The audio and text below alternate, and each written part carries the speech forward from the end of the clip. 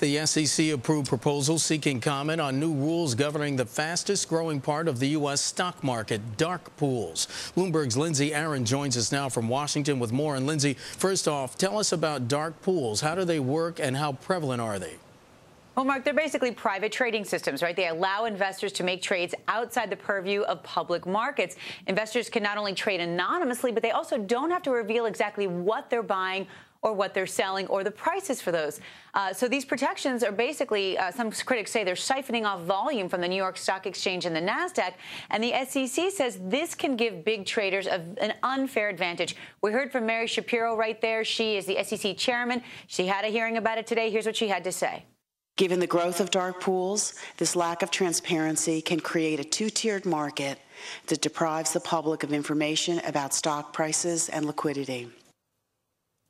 Now, dark pools have been around for some time now. The SEC says there are at least 30 active dark pools right now currently in the United States. That's up from 10 in 2002. And they say they account for as much as 12% of U.S. equity trades, Mark. Lindsey, exactly what is the SEC proposing to do about it? What the SEC did is they voted to approve and to ask for comment on getting more transparency into these dark pools. They're proposing that, number one, information about investors' indication of interest, also known as an IOI, be made publicly available. They also want to lower the trading volume threshold for displaying quotes publicly from 5% down to 0.25%. There's going to be a lot of anger about that on the part of traders. And then finally, the SEC says the lack of transparency has historically benefited a privileged few, and they want to turn that one around. Lindsey, why is the SEC going after dark pools now? Who stands to win or lose the most?